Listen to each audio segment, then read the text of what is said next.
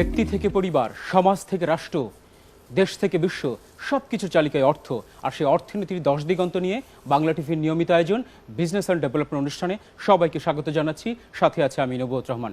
পরিবেশিত হচ্ছে hard on power industries লিমিটেডের সৌজন্যে। করোনার মহামারীতে জীবন জীবিকা অর্থনীতি সবকিছু স্থবির হয়ে গেলেও সুখবর হলো মার্কিন কৃষি বিভাগ বলছে 2019-2020 অর্থ বছরে বাংলাদেশের চালের উৎপাদন 3,60,00,000 ছাড়িয়ে যাবে এবং ইন্দোনেশিয়াকে পেছনে ফেলে তৃতীয় বিশ্ব চাল উৎপাদনকারী দেশ হবে বাংলাদেশ। করোনার কারণে বাংলাদেশের অর্থনীতিতে সবচেয়ে বড় অবদান রাখা তৈরি পোশাক শিল্পর মহামারীর বিপর্যয়ের মুখে। বর্তমান পরিস্থিতি উন্নতি না হলে পোশাক কারখানাগুলো একেবারে বন্ধ হয়ে যাওয়ার উপক্রম হবে, বিজিএমইএ বলছে এবং বিজিএমইএ নেতারা এই কথাগুলো বলছে। এতে করে বাংলাদেশের রপ্তানি বাণিজ্য শুধু চরম ক্ষতির মুখে পড়বে না, প্রায় 50 লাখ শ্রমিকের পথে বসার উপক্রম হবে। এই পরিস্থিতিতে মোকাবেলা করার জন্য পোশাক শিল্পে 5,000 কোটি টাকার প্রণোদনা ঘোষণা করেছে সরকার। আর আসন্ন 2020-2021 সালের বাজেটে কৃষি ও স্বাস্থ্য খাতকে গুরুত্ব দেওয়ার পাশাপাশি করোনা সংকট মোকাবেলায় 1 ইঞ্চি জমিও অনাবাদি না রাখার নির্দেশ দিয়েছেন মাননীয় প্রধানমন্ত্রী। সবগুলো বিষয় নিয়ে কথা বলতে চাই, জানতে চাই অর্থনীতির আদ্য প্রান্ত। বিষয় নির্ধারণ করা হয়েছে করোনা মোকাবেলায় আমাদের করণীয়। অত্যন্ত গুরুত্বপূর্ণ দুজন অতিথি আমাদের স্টুডিওতে যুক্ত আছেন। প্রথমে আমি পরিচয় করিয়ে দিচ্ছি, মোহাম্মদ গাজী কামরুজ্জামান, সভাপতি Bangladesh export oriented garments washing industries owners association, এবং আরও একজন সম্মানিত অতিথি আমাদের স্টুডিওতে যুক্ত আছেন, মোহাম্মদ মাহবুবুর রহমান, সদস্য animal health companies association of Bangladesh. আপনাদের দুজনকে স্বাগত জানাচ্ছে আমাদের আজকের আয়োজনে।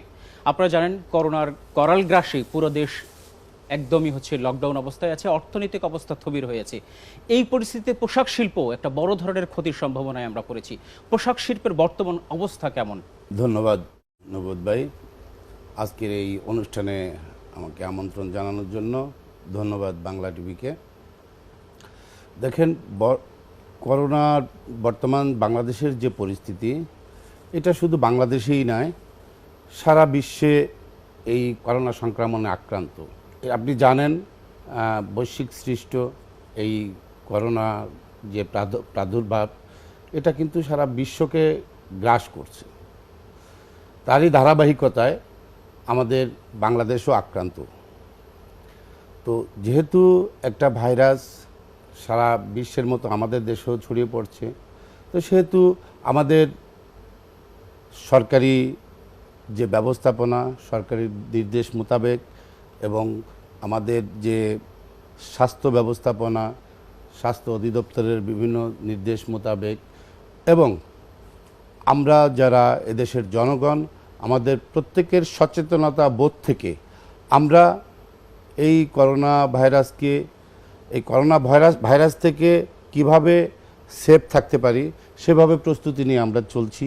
এবং আমাদের দেশের সরকার এবং বিশেষ করে মাননীয় প্রধানমন্ত্রী, তিনি সার্বক্ষণিক সজাগ দৃষ্টি রাখছেন সমগ্র দেশব্যাপী, কোথায় কোন জায়গায় কোন স্পটে আমাদের কোথায় এই করোনার দ্বারা আক্রান্ত হচ্ছে, কোথায় কতজন লোক সুস্থ হচ্ছে, কতজন লোক চিকিৎসা নিচ্ছে, কতজন লোক মারা যাচ্ছেন, সব কিছু কিন্তু মোটামুটি আমাদের সরকারি ব্যবস্থাপনা কিন্তু মনিটরিং চলছে। তো এই ব্যবস্থাপনায় আমরা প্রত্যেকটা স্ব ব্যক্তি বলেন, প্রতিষ্ঠান বলেন, অবস্থান বলেন, প্রত্যেকের ক্ষেত্রে আমরা এটাকে কিভাবে মোকাবেলা করা যায় সেভাবেও কাজ করে যাচ্ছি। একটু যুক্তি করতে চাই, বাংলাদেশের অর্থনীতির সবচেয়ে বড় অবদান রাখা তৈরি পোশাক শিল্প মহাবিপর্যয়ে আমরা কথা বলছি। ক্রেতারা ফিরে যাচ্ছেন, অর্ডার বাতিল করছেন, এই বিষয়টি আসলে আপনি কিভাবে দেখছেন? দেখেন, বর্তমান যে সিচুয়েশন, এই সিচুয়েশনের এটার কিন্তু কোনো দিক নির্দেশনা নাই যে এই যে প্রাদুর্ভাবটা চলছে এটার সময়সীমা এতদিন পর্যন্ত। এটা বলা যাচ্ছে না যে আজ 10 দিন পরে এটার থেকে আমরা মুক্ত পাবো বা 15 দিন পরে এটার থেকে মুক্ত পাবো, এটা কিন্তু বলা যাচ্ছে না। যার ধরুন প্রত্যেকটা দেশেরই প্রত্যেকটা জনগণ, প্রত্যেকটা প্রতিষ্ঠান, প্রত্যেকটা ব্যবসায়ী বলেন, সেবামূলক প্রতিষ্ঠান, যাই সবাই কিন্তু এটাকে নিয়ে আতঙ্কগ্রস্ত। তো অতএব কেউ সাহস করে ওইভাবে, আপনি যেমন পোশাক শিল্পের কথা বলছেন, তারা ফিরে যাচ্ছে বা অর্ডার প্লেস করতেছে না, এটা স্বাভাবিক, কারণ তারা তো আনসার্টেন, তারা বুঝতে পারতেছে না যে কবে আমরা এটার থেকে মুক্ত পাবো। তা কিভাবে আমাদের দেশের প্রয়োজনীয় যে পোশাকের যে প্রয়োজনীয়তা রয়েছে, খাদ্যের যে প্রয়োজনীয়তা রয়েছে, সার্বিক দিক দিয়ে এগুলো কিভাবে আমরা মিটাবো, সে ধরনের কিন্তু কোনো প্রস্তুতি কিন্তু কেউ নিতে পারছে না। আর আরেকবার আমরাও আপনার কাছে আরেকবার আসবো, আমরা যেতে চাই একটু মাহবুব ভাইয়ের কাছে। মাহবুব ভাই, আপনি তো আসলে হেলথ সেক্টর নিয়ে কাজ করছেন, অ্যানিম্যাল হেলথ নিয়ে কাজ করছেন এবং আপনি কৃষি নিয়ে কাজ করছেন। বর্তমানে বাংলাদেশের কৃষির অবস্থা, কৃষির সার্বিক পরিস্থিতি কেমন, করোনায় কতটা এফেক্টেড হলো এই কৃষি সেক্টর? ধন্যবাদ আপনাকে। আমি ধন্যবাদ জানাচ্ছি বাংলা টিভিকে আজকে আমাকে আমন্ত্রণ জানানোর জন্য এবং এই বিষয়ে কিছু কথা বলার জন্য। আমি আপনার প্রশ্নের আগে আমি একটু পিছনে যাই। আপনি যে গার্মেন্টস সেক্টরটা নিয়ে কথাটা বললেন, এটা আসলে আপনি যে জিনিসটা জানতে চেয়েছেন সেটা হলো যে আমাদের বিশ্বের অন্যান্য দেশের মধ্যে আমাদের দেশে বর্তমানে গার্মেন্টসের অবস্থা আসলে ভালো না। সেটার মূল কারণটা হলো, আপনি জানেন যে গার্মেন্টস এটা সিজনাল বেস বিজনেস। উইন্টার আছে, সামার আছে, বিভিন্ন ঋতুতে বিভিন্ন সময় বিভিন্ন রকম গার্মেন্টস অর্ডার প্লেসমেন্ট করে থাকে আমাদের ক্রেতা দেশগুলো বেসিক্যালি আমাদের দেশ থেকে ইউরোপ এবং আমেরিকাতে বেসিক্যালি গার্মেন্টস এক্সপোর্ট হয়। এখন ওইসব দেশগুলো তো বরঞ্চ আমাদের দেশের থেকেও খারাপ অবস্থা, লকডাউন অবস্থা এবং নানা রকম মহামারীর কারণে মৃতের অবস্থা বলেন বা করোনা রোগী শনাক্তকরণের অবস্থায় বলেন, আরও বেশি শোচনীয়। তো সেই ক্ষেত্রে গার্মেন্টসের যে রানিং অর্ডারগুলো ছিল বাংলাদেশের, যদি আপনি ফেব্রুয়ারি মার্চ মাসের কথায় আসেন বা মার্চ এপ্রিলের দিকে আসেন, তখন এই রানিং অর্ডারগুলোই ওই ক্রেতা দেশগুলো থেকে বন্ধ হয়ে অর্ডার স্টপ করে দেয় এক পর্যায়ে, এবং যেই নতুন অর্ডারগুলো যেগুলো দিয়েছিল সেগুলো মোটামুটি একরকম ক্যান্সেল করে দেয়। কিন্তু সমস্যাটা হলো এই যে আপনি জানেন যে যখনই অর্ডার প্লেসমেন্ট হয় একটা গার্মেন্টসের একটা প্রোডাক্টের অর্ডার প্লেসমেন্ট হলে ওটার 60 থেকে 70% আপনার যে ব্যাকওয়ার্ড লিঙ্কেজ, মানে আপনার কাপড়, সুতা, অ্যাক্সেসরিজ এবং আরও যেগুলো থাকে সেগুলো কিন্তু আপনাকে প্রকিউরমেন্ট করার জন্য আপনাকে ক্যাশে হোক বা এলসির মাধ্যমে হোক আপনাকে কিন্তু অ্যারেঞ্জ করতে হয় শিপমেন্টের 2-3 মাস আগেই। তো শিপমেন্ট যদি হয় মনে করেন মে জুন মাসে, সেটার জন্য কিন্তু আমাদের সেই পোশাক শিল্পের মালিকরা অলরেডি ব্যাংকের থ্রুতে এলসি বলেন বা ক্যাশের মাধ্যমে বলেন সেই প্রকিউরমেন্টগুলো কিন্তু করে ফেলেছিল। তো অল অফ সাডেন যখন এই মার্চ এপ্রিলে যখন এই সমস্যাগুলো হয়ে গেল, অর্ডার ক্যান্সেলেশনের পথে যখন চলে গেল, তখন তো মনে করেন এই আমাদের দেশের উদ্যোক্তারা তো একটা মহা বিপর্যয়ের মধ্যে পড়ে। তো সেই ক্ষেত্রে এখন ব্যাংকেরও ব্যাকওয়ার্ড লিঙ্কেজে আপনার ইম্পোর্টগুলো সব হয়ে গেছে, চলে আসতেছে, কিন্তু আপনার অর্ডার আপনি ক্যান্সেল করে দিয়েছেন। এটা একটা বিশাল একটা ব্যাংকের লাইবিলিটি। তার পরবর্তীতে এখানে তাড়াহুড়া করে আমাদের সে গার্মেন্টসগুলো কিছু খোলা হলো, সেটা হলো স্বাস্থ্যবিধি মেনে খোলা। তারা কিছু গার্মেন্টস খুলেছে বিকজ অফ যেসব রানিং অর্ডারগুলো অ্যাটলিস্ট ছিল সেই অর্ডারগুলো যেন অ্যাটলিস্ট কমপ্লিট করা যায়। সেই কারণেও এই যে এখন যে কাজগুলো করতেছে এগুলো কিন্তু বেসিক্যালি ওই রানিং অর্ডারগুলো কোনো রকমের শিপমেন্ট করে দিল, ব্যাংকের কিছুটা হলো দায় দেনা মুক্ত করা যায়। নতুন অর্ডারের কথা আপনি বাদই দেন, যেগুলা ছিল চলমান অবস্থা ছিল এখনো কি সেই অর্ডারগুলো চলমান আছে কিনা, নাকি এখন কিছু কিছু চলতেছে, শিপমেন্ট হচ্ছে, কিছু নতুন অর্ডার এখন নতুন খুব কম। নতুন অর্ডার তো এখন বুঝতেই তো পারতেছেন, বাইরের দেশগুলো যারা নিবে সেখানকার অবস্থাই তো আমাদের থেকে আরো খারাপ। তো ওরা কিভাবে অর্ডার দিবে বা নিবে কিভাবে না করবে। তবে হ্যাঁ, একটা সময় গিয়ে হয়তো আস্তে আস্তে এগুলো যখন ভালো হবে তখন হয়তো বা চলবে, but it will take time. এখন এই সময়টার কারণেই এই যে আপনি দেখতেছেন যে বেতন নিয়ে, বোনাস নিয়ে আমাদের পিএম এই যে প্রণোদনা ঘোষণা করতেছে বা করেছে, তারপর 2% 4% যে লোনের ব্যাপারে ইন্টারেস্ট কমিয়ে লোন দেবে, এটা তো এই যে এই ব্যাকআপটা মানে এই সিচুয়েশনটাকে ট্যাকেল দেওয়ার জন্যই তো আসলে এত কিছু। এই যে গ্যাপটা হবে, এই গ্যাপটাতে এখন মালিকরা কি করবে? এটা বড় ধরনের ক্ষতির সম্মুখীন হলো পোশাক সেক্টরে। কৃষি সেক্টরে কি অবস্থা হলো? যেহেতু কৃষি নিয়ে কাজ করছেন, সেম একই অবস্থা। এটা তো আরো করুনটা হলো এরকম যে দেখেন আপনারা ডেইরির কথাই যদি ধরেন, এটা তো পত্রপত্রিকা, আপনারা সাংবাদিকতা লাইনে আছেন, পত্রপত্রিকায় দেখেছেন যে দুধ কিভাবে ওয়েস্টেজ হয়েছে। তারপরেও সরকারের হস্তক্ষেপে শেষ দিকে আমি দেখেছি কিছু কিছু দুধ মিল্কভিটা এবং আরও কয়েকটা কোম্পানি স্টেপ নেওয়াতে, সরকারের অনুরোধে স্টেপ নেওয়াতে দুধের ব্যাপারটা কিছুটা হয়তো সুরা হয়েছে। কিন্তু পোলট্রি বলেন বা আদার্সগুলো মানে ওগুলো তো আরও করুণ অবস্থা।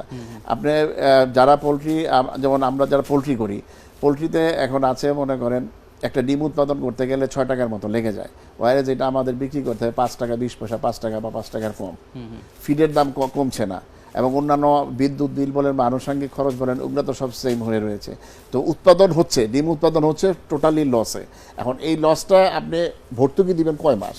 আপনি 1 মাস দিলেন, 2 মাস দিলেন, 3 মাস দিলেন, আপনার তো আর নাই ক্যাপিটাল, চালান নাই, আপনি কতদিন এই বিষয় নিয়ে রাখতে বিস্তারিত পারবেন? আপনার সাথে শুনবো। সেটা তো করতে আমরা ছোট্ট পারবেন না। একটা বিজ্ঞাপন বিরতিতে যাচ্ছি, তার আগে গাজী কামরুজ্জামান ভাই আপনার কাছে প্রশ্নটা দিয়ে রাখি আমরা। বাংলাদেশের রপ্তানির সিংহভাগ তৈরি পোশাক খাত হতে অর্জিত 2018-2019 অর্থ বছরে এ খাতে মোট রপ্তানি আয় হয়েছে 34.13 বিলিয়ন মার্কিন ডলার। এই প্রশ্নটি আপনার কাছে আমার করা থাকলো এবং আমরা বিরতির পথে এসে আপনার কাছ থেকে শুনবো। দর্শক, আপনারা দেখছেন বিজনেস অ্যান্ড ডেভেলপমেন্ট আজকের পর্ব। ছোট্ট একটা বিজ্ঞাপন বিরতিতে যাচ্ছি, বিরতির পর আবার ফিরে আসবো এই আলোচনায়।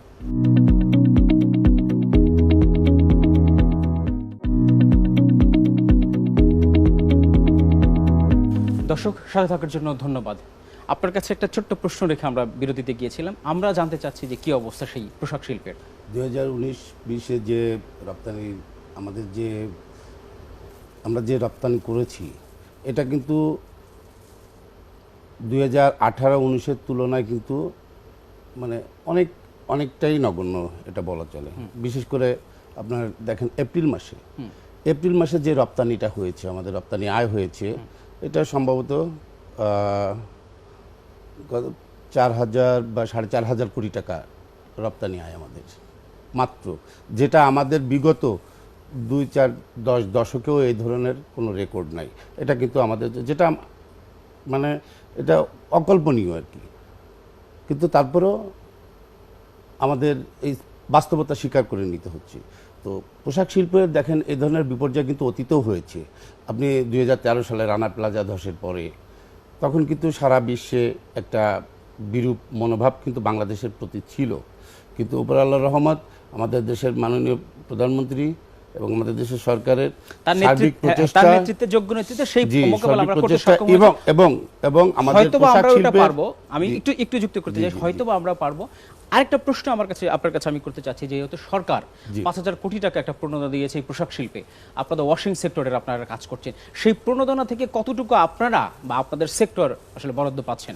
অ্যাকচুয়ালি বিষয়টা হচ্ছে কি, পোশাক শিল্প শুধু যে গার্মেন্টস তৈরি করে, যে ফ্যাক্টরিতে গার্মেন্টস, ওইটাই যে শুধু পোশাক শিল্প তা না।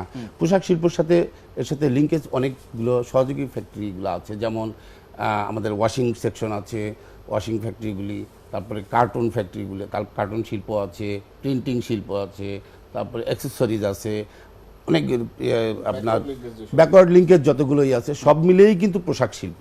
তো এখানে প্রথমে মাননীয় প্রধানমন্ত্রী যেটা চিন্তা ভাবনা করছেন, যে মেইন তো যারা সাধারণত গার্মেন্টস ফ্যাক্টরিগুলোতে ওয়ার্কারের সংখ্যাটা বেশি, তো সেই ক্ষেত্রে তাদেরকে আগে ফার্স্ট প্রায়োরিটিটা দিয়েছে। কিন্তু এর পরবর্তীতেও কিন্তু আপনি দেখেন আবার 30,000 কোটি টাকার একটা প্রণোদনা ঘোষণা দিয়েছেন, আবার 20,000 কোটি টাকা একটা ঘোষণা দিয়েছেন। তো এটা কিন্তু এইসব লিঙ্কেজ প্রতিষ্ঠানগুলোর জন্য, যারা মোটামুটি মাঝারি, ক্ষুদ্র, ছোট, যেসব ছোট ছোট শিল্প প্রতিষ্ঠানগুলো আছে, ছোট ব্যবসায়ীরা আছেন, মাননীয় প্রধানমন্ত্রী কিন্তু সার্বিক দেশের সার্বিক যে ব্যবসায়ী, প্রধানমন্ত্রীর দপ্তরে আপনি একটি চিঠি আপনাদের অ্যাসোসিয়েশন থেকে দিয়েছেন। আমি দিয়েছিলাম। জি আমরা এটা নিয়েও কাজ করছে, এটা নিয়েও কাজ হয়েছে। আমি যতটুকু বিশ্বাস করি, আমি মাননীয় প্রধানমন্ত্রী বরাবর যে আবেদনটা করেছিলাম, শুধু মাননীয় প্রধানমন্ত্রী বরাবরই না, মাননীয় প্রধানমন্ত্রীকে বরাবর আবেদন করে, এবং আমাদের যে মূল সংগঠন বিজিএমই বলেন, তারপরে আপনার এফবিসিসিআই, আমি ওনাদের বরাবরও করেছি। অ্যাট লাস্ট আমি বাংলাদেশ ব্যাংকের গভর্নর বরাবরও আমি অ্যাপ্লিকেশন করেছি। আমি সেখান থেকে ওনার সাথে সাথে আমার এই আবেদনের মূল্যায়নটা করেছি। আমি গত পরশু দিনও আমি বাংলাদেশ ব্যাংকের একটা গতকালকে বাংলাদেশ ব্যাংকের একটা প্রণোদনা পেয়েছি। সেটা আমরা যে সকল ক্ষুদ্র শিল্প, মাঝারি এবং ছোট ছোট ব্যবসায়ী, এদের জন্যই কিন্তু এই প্রণোদনা। এবং বাংলাদেশ ব্যাংক অর্ডার দিয়েছে যে প্রত্যেকটা শাখা প্রধানকে বলেছে যে এই সকল ছোট ছোট ছোট ক্ষুদ্র শিল্প প্রতিষ্ঠান যারা আছে, যারা ব্যবসায়ী, এদের ব্যবসা চালু রাখার জন্য, এদেরকে সচল রাখার জন্য, এদের আবেদনপত্র লোন আবেদন গ্রহণ করে এদের লোন প্রক্রিয়া এবং লোন দেওয়ার পদ্ধতি কিভাবে যত দ্রুত সচল করা যায় এবং কিভাবে এদের কাছে এই বেনিফিটটা পৌঁছানো যায়, সে ধরনের প্রয়োজনীয় ব্যবস্থা গ্রহণ করুন। এই দুর্যোগকালীন সময়ে আমরা সবগুলো সেক্টরে কাজ করছে, পুলিশ বাহিনী, সেনাবাহিনী, মাননীয় প্রধানমন্ত্রী তো দিনরাত কাজ করে যাচ্ছে। আপনার কাছে কি মনে হয় উত্তরণের পথটা কি? আপনি যে সেক্টরে কাজ করছেন, আপনার যদি কোনো নির্দেশনা থাকে? এখানে উত্তরণের পথ আসলে করোনা করোনা সংক্রান্ত বা করোনার কারণে যেই সমস্যাগুলো আসলে হচ্ছে, এটা উত্তরণের পথ আমার মনে হয় আমাদের দেশে হোক বা যেখানেই হোক, মানে একটা কল্যাণমূলক রাষ্ট্র প্রতিষ্ঠা না হলে এই করোনার মতো মহামারী বা আরও যদি ভবিষ্যতে এই টাইপের কোনো কিছু দুর্যোগ যদি আসে, আপনি ওইভাবে সার্ভাইভ করাটা টাফ বা সম্ভবই হবে না। কেননা আমি আপনাকে বলতেছি, আমি একটু মাহবুবের সাথে একটু কথাটা আমি একটু টেনে বলি। মাহবুব ভাই, আমাদের দেশে যেভাবে এই করোনা পরিস্থিতি মোকাবেলায় যে পদ্ধতিতে যে ব্যবস্থাপনায় এটা মোকাবেলা করা হচ্ছে, এটা আমার মনে হয় আরও পর্যবেক্ষণ করে এটা আরও সঠিক ওয়েতে এটাকে মোকাবেলা করা উচিত। যেমন হচ্ছে কি, আপনি দেখেন আমাদের যে মোটামুটি এটা তো একটা ভাইরাস সংক্রামক রোগ, তো এখান থেকে সাধারণত এটার কোনো মূল চিকিৎসা হচ্ছে এটা থেকে, মানে যেহেতু মনুষ্যবাহী রোগ, মানুষ থেকে একটু দূরত্ব বজায় রাখা, পরিষ্কার পরিচ্ছন্ন থাকা। উনি যেটা প্রশ্নটা করতে রাখছে যে করোনার মতো মহামারী দেশের অর্থনীতিকে যেভাবে শেষ করে দিচ্ছে, ক্ষতিগ্রস্ত করছে, সেক্ষেত্রে এখন আমাদের করণীয়টা কি? আমাদের এখন করোনার মতো মহামারী থেকে শিক্ষা নিতে হবে যে আমাদের একটা কল্যাণমূলক রাষ্ট্র দরকার। কল্যাণমূলক রাষ্ট্র কি এখন সেটা আমাদেরকে ভাবতে হবে, বুঝতে হবে। কারণটা হলো কল্যাণমূলক রাষ্ট্র হলো ওই রাষ্ট্র যেখানে মানুষের কল্যাণ করা হয়, অর্থাৎ একটা রাষ্ট্রের মালিক কিন্তু জনগণ। কল্যাণমূলক রাষ্ট্র বলতে আমরা মনে করি, আমরা বিশেষ করে বাংলাদেশিরা মনে করি, কল্যাণমূলক রাষ্ট্র বলতে বাংলাদেশের বিকল্প কোনো রাষ্ট্র পৃথিবীতে আছে বলে আমার মনে হয় না।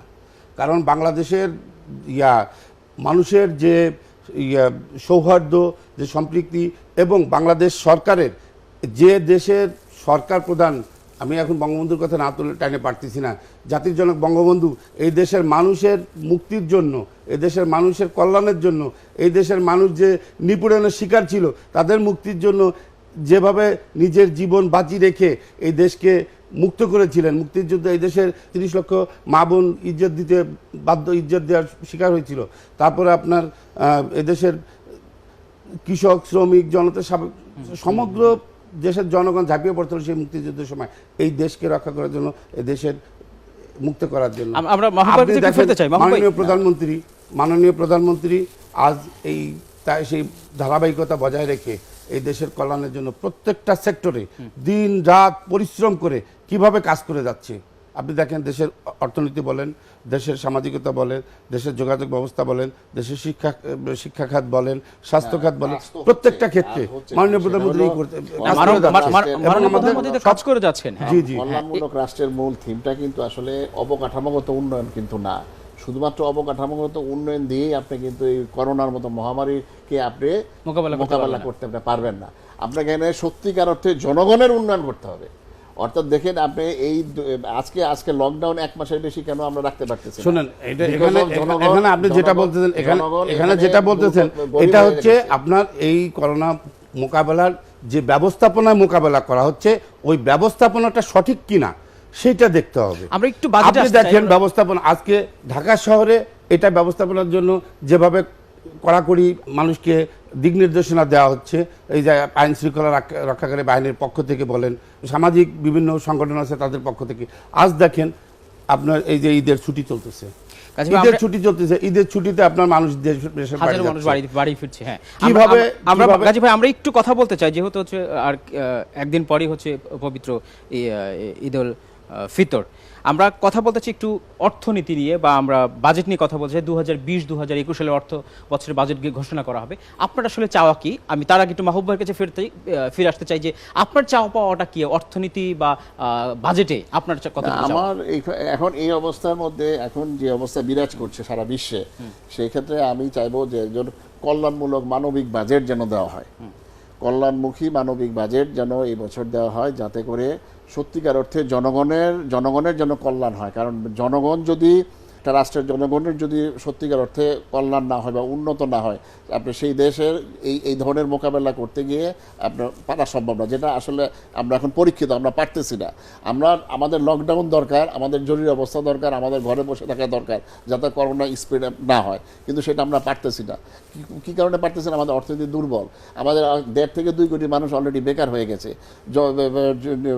আজকেও আমি পেপারে পড়লাম, ঢাকা শহরে না সারা দেশে 23% লোক লোকরা আরো গরিব হয়ে গেছে, তাদের হাতে এখন টাকা নাই, পারচেজিং পাওয়ার নাই, তারা ভাইরাস 2-3 মাস আগেও ছিল। তো এই যে তার বারেটা কি এই ধরনের লোকদের তার সত্যিকার অর্থে কল্যাণ আমাদের এখানে হয় নাই। হ্যাঁ, আপনি বলতে পারেন যে দেশের অবকাঠামো উন্নয়ন তো কতই হয়েছে, ব্রিজ হয়েছে, রাস্তাঘাট হয়েছে, হ্যাঁ স্বীকার করি, কিন্তু সেই অবকাঠামো উন্নয়ন দিয়ে তো আপনি করোনাকে ঠেকাইতে পারবেন না।